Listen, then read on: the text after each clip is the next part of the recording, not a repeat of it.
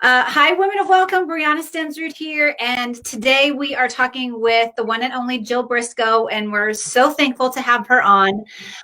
For those of you who don't know what Women of Welcome is, we are a Christian community of women who are pursuing compassion and Christ-like welcome towards immigrants and refugees, and you are invited to join us on Facebook and on Instagram. On Facebook, we do have a private group where women who want to go deeper and ask more personalized questions in a safer environment where they feel like they can really be transparent and not have all of the social noise that happens when you ask hard questions. That's our private group. So feel free to jump over to Facebook if you're not already there and join that group. So you can find us on Instagram and Facebook and at YouTube at Women of Welcome. So without further ado, Jill Briscoe, who was born in Liverpool, England. She has partnered with her husband, Stuart, for over 50 years of ministry on every continent on the globe. And she has been teaching, doing gospel ministry work. She's been encouraging ministry leaders, and she is the founder of a Christian women's magazine called Just Between Us, which has been around for 30 years and has ministered to thousands of women and pastors' wives across the country and the globe, really. And she can be heard regularly on worldwide media on her ministry that she has with Stuart and her son, Pete Briscoe, called Telling the Truth.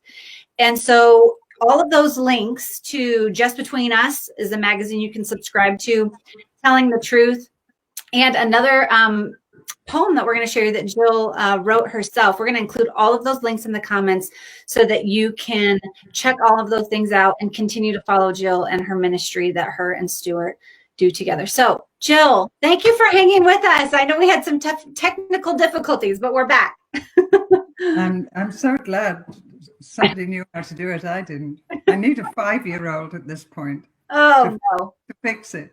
No one knows what they're doing online. I mean, that's the secret that no one really knows. So as our community knows, this fall, we're going to be launching into a Bible study called In Pursuit of Peace. And who better to talk to than Jill Briscoe, who has been doing peacemaking work across the globe for 50 years. So one of the first things I'm going to ask Jill is to help us understand how do we really rise to this occasion of peacemaking? What is biblical peacemaking? Well, it's a command from Jesus, actually. And there's many verses that you know, and I won't even quote them all, but he wants to, and also in the epistles, live at peace with all men. And what on earth does that mean? How can we live at peace with people that need calling out for sin or for bad behavior and aren't even, doing anything Jesus said? It really means whatever we can do to make peace in the sense of the non-believer and help the non-believer to find Christ. It's the only way he'll ever turn around from messing up peace and making war to becoming a peacemaker himself. And so living at peace with all men is somehow keeping your relationship with those who don't agree with you and those who have different ideas about everything, and drawing them into a relationship with you until they trust you enough to have a conversation. And then you can be the peacemaker between them and the Lord. You can be the peacemaker between them and their family or the divorce situation or whatever it is. But until you know the Lord who is peace, there's no way that you can offer peace that will work in every single situation to mend relationships, etc., etc. Right. Yeah. And I mean, what you're talking about is relational. Yes. It's relational, and peace on earth, goodwill to all men. Really? Has it happened? Yes, in individuals that believe and possess the Christ in their own spirit, who will help them here on earth to make that happen with people. So first of all, we have to make peace with our enemies, Jesus says. Find something that we can agree on with those that do not agree with us. Start there, find something that we both agree on, and work on from there, etc., etc. But unless you do that, then you'll never have a chance to share the good news with somebody that doesn't believe, that they could believe and be saved. And so if you've got an antagonistic relationship, you don't start with Jesus wants to save you. You start with mending that relationship or finding something you can both agree on and making a friend of them, which is very hard. And you do that by going a walk with them, getting to know them, inviting them to share their time with their children, with your children, da da da da da da. That's hard work. Yeah, it is hard work. It is hard. But you've been doing this kind of ministry work, like I said in your bio, on every continent of this planet. You've been doing this kind of work. Is there a particular story that comes to mind for you about the importance of pursuing peace? Well, basically speaking, after my conversion at Cambridge, I chose to work as a teacher in a school that was going to make me into a peacemaker. And I chose to work in the slums, the red light district of Liverpool, which was my hometown. Mm-hmm. And that's what conversion does to you, because I'm privileged born. And until I came to Christ, I couldn't care less about the lost and anybody except myself. But that's what Jesus does. He makes you conscious of wanting to make peace and tell them the gospel and help them if they're in poverty and all of that. I can't imagine ever really being able to do that if Christ isn't in me. I can up to a point, but not when it's really important. Yeah. So do you know Christ? If you know Christ, then you can become a peacemaker. Or maybe you've never given your heart to him and you do good things. But if you want to be a peacemaker help them to make peace with God and then be a peacemaker with all sorts of people, with your enemies. Love your enemies. What's that? You can't do that unless you know the peace of God in your own heart. So that's where it starts. But it isn't that you don't try and make relationships before the other party comes to that faith. Mm-hmm. And that's what missionary work's about. It doesn't say just go to the people that will listen to you. Mm-hmm. It says the mission field's between your own 2 feet at any given time, but you know Jesus' call. Start in Jerusalem, then Judea, then Samaria, then the uttermost parts of the world. So what's your Jerusalem?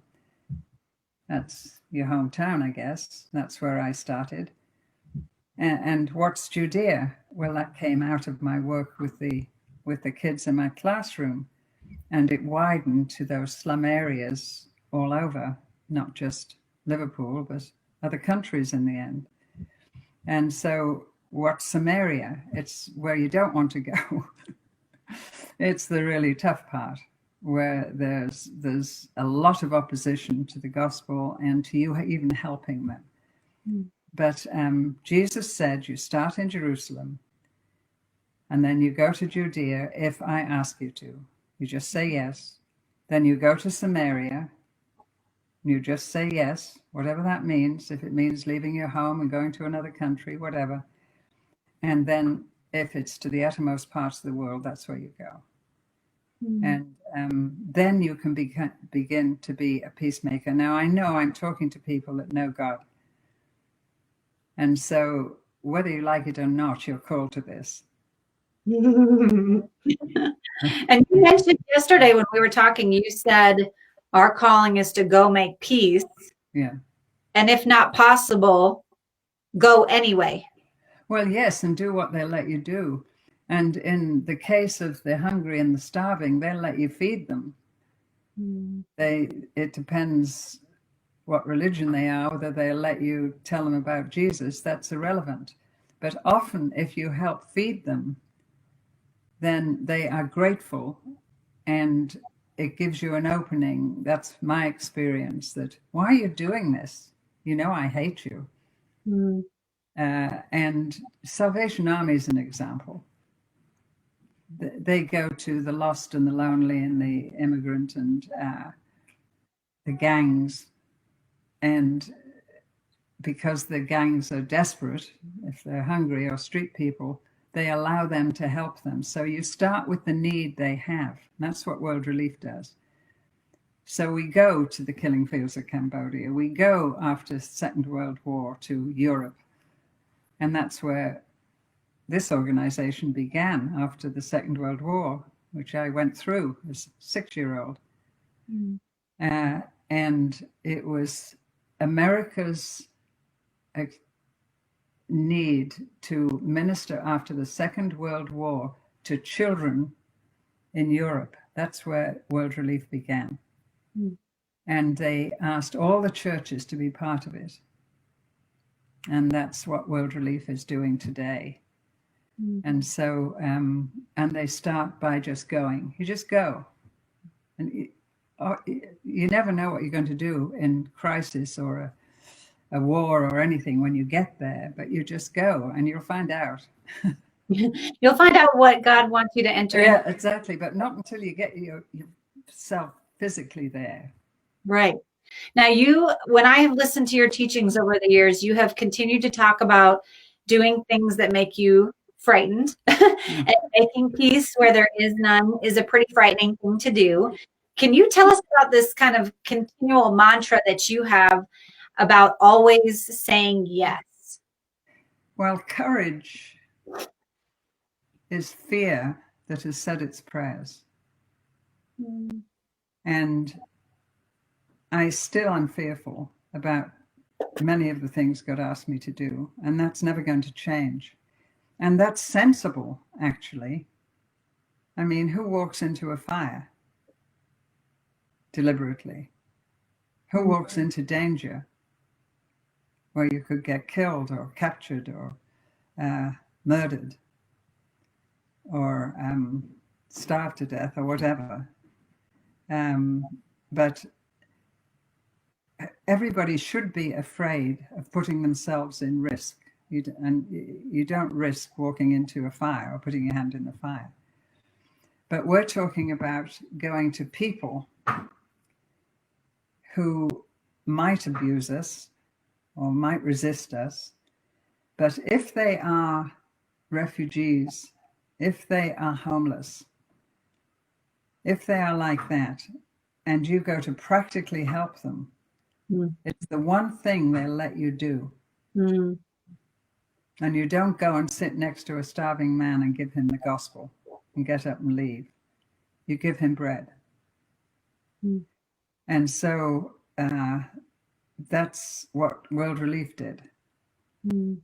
Went to the decimated Europe and the children that had become homeless, you know, and all of that. I mean, at the end of the war, there was still fighting, killing people right up to the end. And that's what the churches were gathered together under World Relief and said, okay, will every church, no matter what denomination, join with us in World Relief and practically go ourselves to take it if necessary, what they need in this mess. Mm-hmm. And that's a command. If it, and you know, even live at peace with all men was written when Nero was on the throne. And I think it was Paul, it's one of the epistles, it was Paul that said, pray for the king, or pray for, and Nero's on the throne. Because if Nero got converted, guess what? Constantine got converted. Mm-hmm. Mm. And that stopped Christians being thrown to the lions, apart from anything else. Mm. And so we have to try and reconcile people, help them reconcile with God. And we have to pray for them. And amazingly, the Bible says, pray for Nero, in order that the word of God would go forth without distraction. And you do it afraid. You do it, and if you're yes, there was a time when I was working with the gang kids, and it was the beginning of the Beatles era. Nobody knew who they'd be. In fact, they were teaching in the cavern near my school when they were 17. And then they hit the world stage with the beat music. And they filled all sorts of places with everything from decent kids to gang kids, just thousands of people. And our mission I was working with then, after leaving my schoolwork, I'd take the Bible school students into those places. And I'm a very bossy sort of person. I'd say, well, you go over there, you put stuff in there, and God will tell you what to do when you get in. And then you go over to that pub and you do that. So one night I was doing all this and found that I'd left myself, and I never let them go without a partner. And I bossed them all into going to these difficult places. And I was standing outside the Floral Hall where one of the groups, like the Beatles, were praying, and there was about 1,000 kids with the beat group. You could hear it outside. And they didn't attract all bad kids, but they did attract bad as well as good. And so there were gangs in there. You know what I mean? Mm-hmm. And it was called the Floral Hall. And I thought, oh, no, where am I going? I forgot to keep anyone with me. I'm standing outside the Floral Hall, and the Lord and I began to have a conversation. And he says, get yourself in there. And I said, oh, I don't have anyone, to go with, tonight. And he said, get yourself in there. And I was terrified because at just that moment, they threw out 3 drunk kids who had been fighting with knives, and they were lying at my feet. And I said, Lord, I'll go in tomorrow night. And I knew I needed to get in, so I prayed for courage, and it never came. So I went home that night and took the team home. And when I'm beaten by something, I go back the next night until I figure it out. And so on my own, I went back the next night and started to pray again. Okay, Lord, give me courage, give me courage. And very clearly, I heard him say, Jill, will you go in without the courage because I'm telling you to? And anyone can do that. Courage is fear that said its prayers. And I said that prayer, okay, I'll go in, terrified. And I did, but by the time I got inside, I stayed frightened for that whole evening in there. But I had the power to do what I had to do. So it doesn't mean he's going to give you peace. Oh, I love this. I love this. What are they going to do to me? That's stupid. But what God did, I found myself saying to the big bouncer, he said, who are you? Are you from the police or the social services? And I said, no. I said, I'm a teacher in the area. I'm just concerned about my kids in here. And then I said, Lord, give me words. And I found myself saying, take me to the manager. And I said, Lord, why do I want to go to the manager? And to my horror, I thought he'd say, no, get out. He didn't. He said, all right. And I thought, oh, my word. So I went into Alan's office, grubby little place, and he said, who are you? And asked me if I was from the police again. And I said, no. And the din with the music, we were shouting at each other. And I said, I've just been concerned about the kids in here. Will you tell me, what sort of young people are in here? Yeah. And he said, why do you want to know? And I said, well, just tell me who they are. So he did. And I said, who are the bands? And he told me who the band, the music people were. And I said, do you ever have I can remember this till I die. Do you ever have an interval? And I thought, no, Jill, no. And he said, yeah, why? I said, so what happens for the 10 minutes or 15 minutes? Intermission, yeah. Intermission. he said, what do you mean what happens? Nothing. And I said, would you give me 5 minutes up there? And I prayed like I've never prayed before. Let him say no. And he said, sit down. What do you want to say? So I thought I'd make sure he didn't give it me. And I told him that I wanted to tell them there was a God that's real and somebody that could help them get off drugs, etc., etc. And he said, I've waited all my life to know the answers to that. I run a place like this. I've never been to church. If you can explain those things I've wanted to know to me, you can have my platform. Oh, yeah. Took 7 weeks till he came to Christ. And then I was able to get our band that we'd made from our street kids who'd come to Christ. It's where the big group music started to be Christian as well. And used the Bible school students from the mission that I was working with. And we would have that operation for 3 years.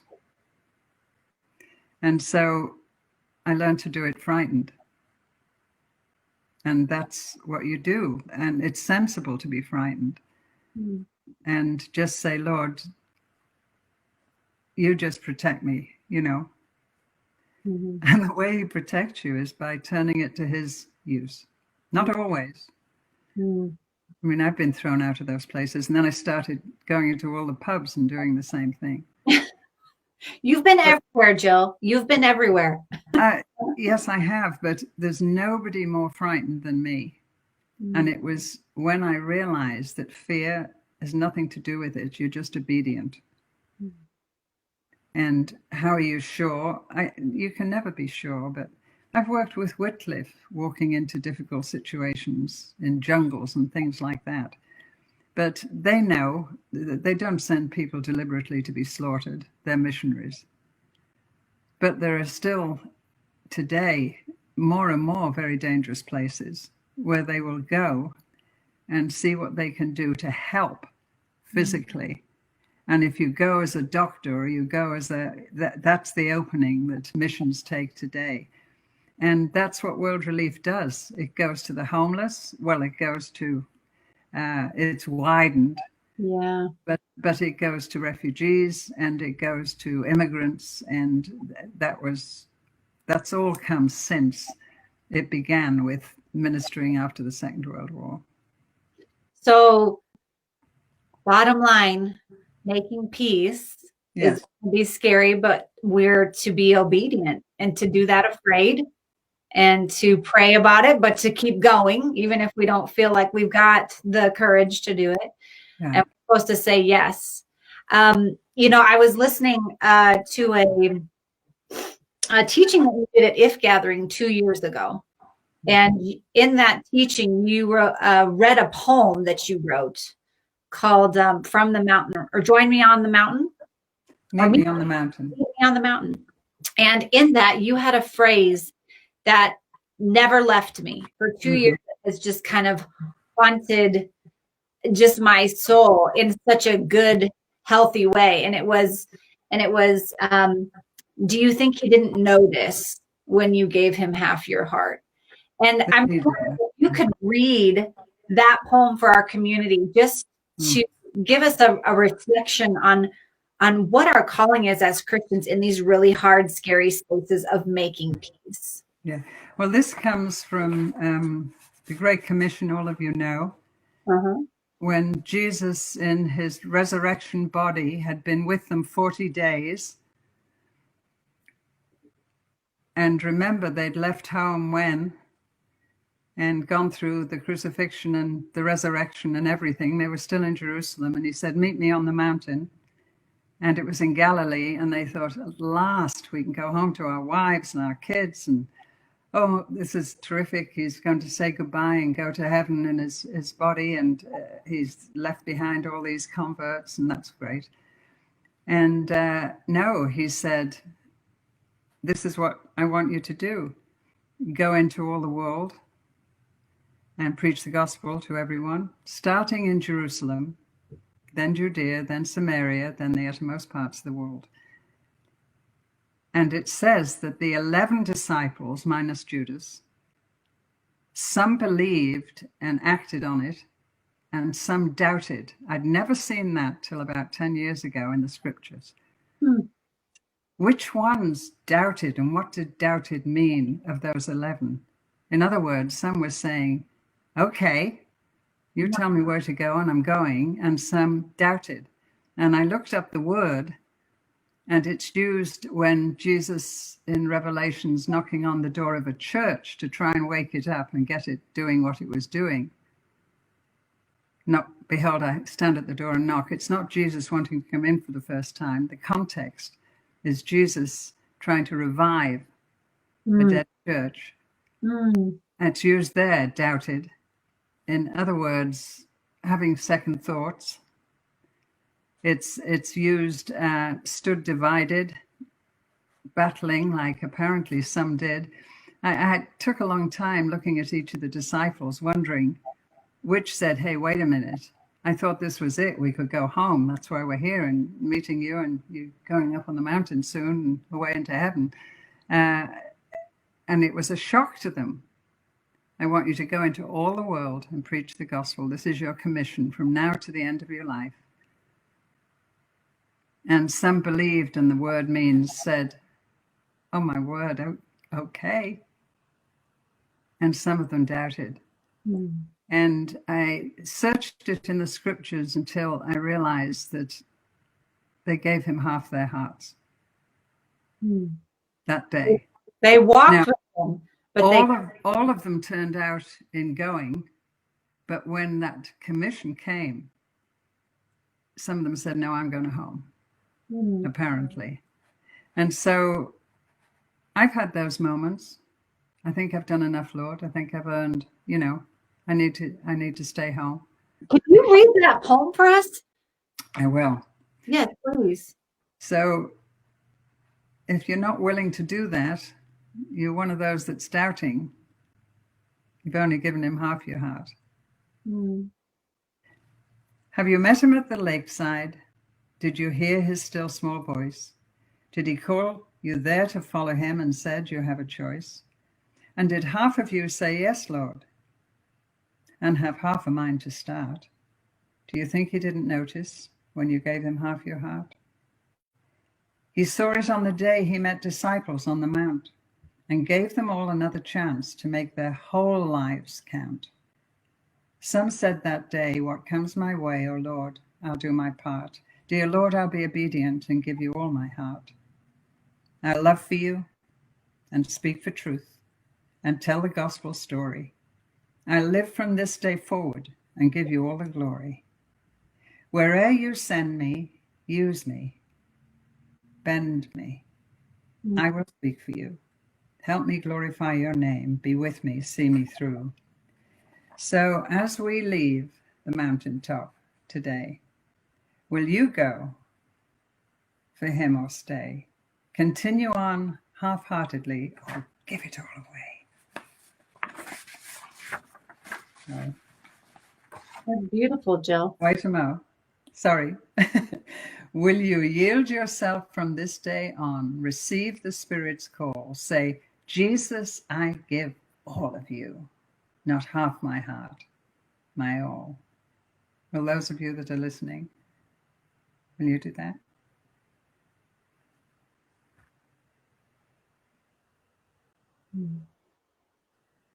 And that's the question is, do we move past our fear? Do we move past our half-hearted commitment to what the scriptures ask us to do, what Jesus asks us to do? And that is to engage in, even when we're afraid, to have courage, even in the hard and messy spaces where we may not know what to say or what to do, but God is in the midst of that and will give us favor sometimes in those situations if we have faith to just follow him in those places. But we can't create peace if we don't have relationship, and if we don't sometimes do things afraid, and if we're half-hearted. That's right. It's still a challenge for me every day, and it will be if you give him your whole heart. So it's not just one decision. Back when I made it years ago, it's been since. There's been lots of times I've got to remember. I don't want to doubt. Are you still afraid of things? Of course, because I've got into more situations to be afraid of. And that's because we never choose the invitations we get on what they are. We say to the Lord, do you want us to go? Do you want us to do this? And many times he says no, for obvious reasons. It's obvious, and we pray about it. But we know usually if it's us that doesn't want to do it. I know. You just got to be honest. It's so stupid not being honest with God. I mean, but You said it in the poem. You said, bend me. And yes. So many of us just feel inflexible in these things. Yeah. We've got a point to make. We've got an agenda that we're trying to get to. And yet creating peace takes time. Oh, and sacrifice. And sacrifice. Yeah. But I tell you, am I ever glad? If I hadn't joined World Relief, they were the ones that taught me. Even though I'd learned to work with the gangs and stuff, but World Relief gave me a chance to go to the killing fields of Cambodia and all that stuff.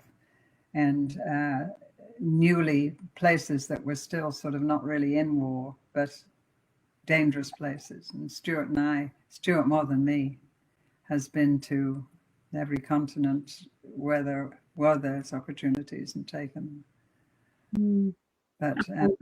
But we have them here in our hometown, in our subdivision. We're frightened of sharing the gospel with people. And that's where the mission feels between our own 2 feet. How's your subdivision doing?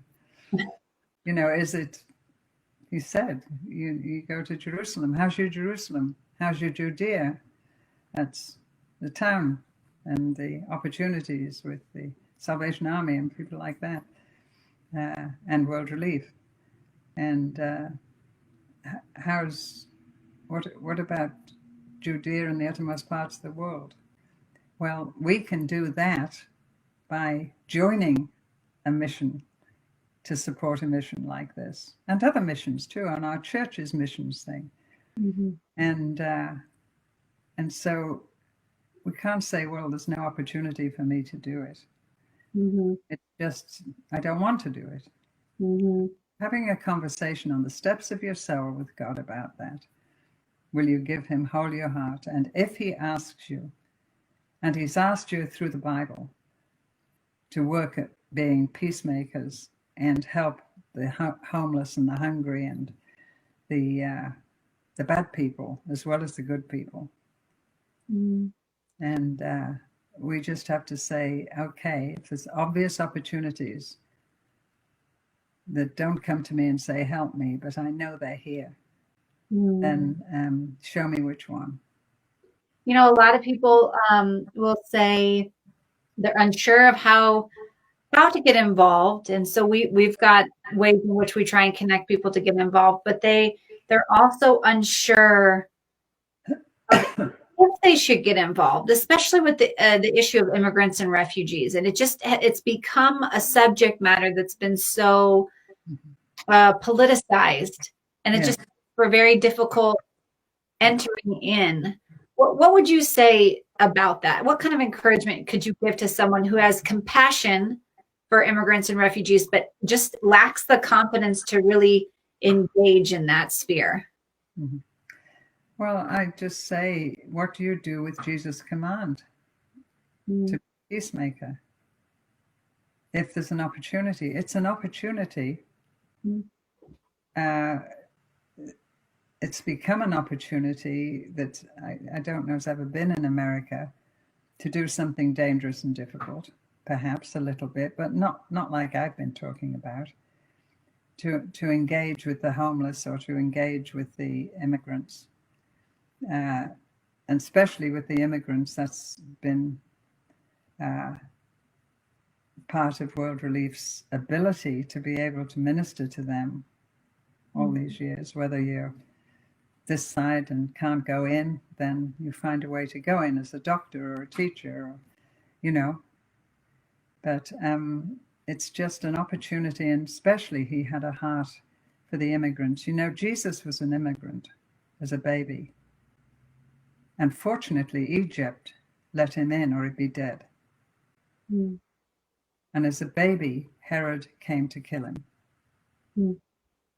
And fortunately, he found refuge in Egypt. And that's always been a story that I've thought, that's World Relief, is Egypt. And so... Who are we allowing our culture or our society to deny that has a God-given purpose and who is made in the image of God, that we are deeming less worthy and has less potential because we refuse to really dig into what our fears really are. Jenny Yang and I continue to just say we can be a compassionate country and we can be a safe country, and that these things are not mutually exclusive. Sarah and I talk about these things all the time at Women of Welcome, just about how there is a tension to hold, but that it is a nuanced tension. It's not one or the other. But if we had to choose one or the other, the Lord doesn't say that when you go and you meet the needs of the poor, that it's a safe thing. He doesn't talk about the prioritization of safety. What he talks about is showing up and meeting the needs of the most vulnerable. Well, yes, and Jesus got into trouble all the time with the Pharisees for touching a leper, and for doing all the things that they say through their religion. You shouldn't go near anyone that's unclean. And Jesus said, just because you say your religion tells you that, Peter had trouble when he was asked to go to come to Cornelius's house, who worshipped the emperor. But God saw his heart and said, if this man heard the gospel, he'd come to Christ. And he said to Peter, go and tell him. And he said, he's a pig eater. He's a worshipper of the emperor. Right. I'm not going there. And the Lord said, get up and go. And he did. And look what happened. Cornelius gathered his whole family. He said, God has told us to bring us here to hear you have a message for us. And he was converted. Apparently in the early history books of the early church, whether it's him or not, but the same name is in the church doings in the first century, which is fascinating to me. Incredible. Yeah. Incredible. Well, I have one last question for you before we get going and let you go. Okay. And that would be, what is Christ-like welcome? How would you describe that to our community? That's something we talk about a lot in our group. What would you say it is? Well, I think as an ordinary housewife, which most of us are, in a subdivision, if you wish, normal sort of situation, could be in a bad area or a good area, you need to have a Bethany house. Bethany was where Jesus loved to go to his friends. And if you study what happened in Bethany, raising Lazarus, all sorts of vital things. And they happened in when all his disciples were wanting their food and couldn't be bothered with Mary asking spiritual questions. Right. All the Mary Martha thing. And Jesus says she's chosen the right thing. You can do without your supper for an hour. She's the only one that's come to sit at my feet. And in that picture, and then also when she gave him her little box, which was her marriage box, she gave away her opportunity of ever getting married, and anointed Jesus' feet, because what he wanted her to do that time when she came and the disciples didn't, and they were waiting for their supper and all the Martha Mary deal, he told her that he'd come to Jerusalem. He just told us to die on a cross. And she knew that no Jew must ever die without being anointed. So when he came back just before the whole crucifixion thing happened, he stayed at Simon's house, and it packed because Jesus had come back, and already there'd been the miracle of Lazarus rising from the dead, who was sitting at the banquet table with Jesus. So half of them had come to see him, it says. And Mary came out, instead of being in the kitchen feeding them all, with her most precious possession, which is her dowry, her little box. And she wouldn't have had a good husband if she hadn't had that to offer to a man that wanted to marry her, a marriage box. And she knew, because he told her he was going to be crucified, he wouldn't be anointed. And so she anointed him, and of course Judas was furious because he was the money man and said, that's a waste, etc., etc. That could have been sold, her ointment, and given to the poor or something. And Jesus said, she's done this for my burial. You don't get it. Mm-hmm. She did. And she gave me all.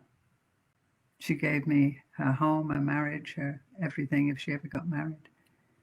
And if we've done that, then our home should be a Bethany house, that it was noised abroad, Jesus was in the house.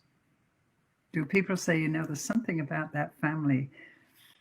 They don't say Jesus is in the house, but they do. They say they're different. They have all sorts of people in their home. They have sometimes homeless people, And I love that story.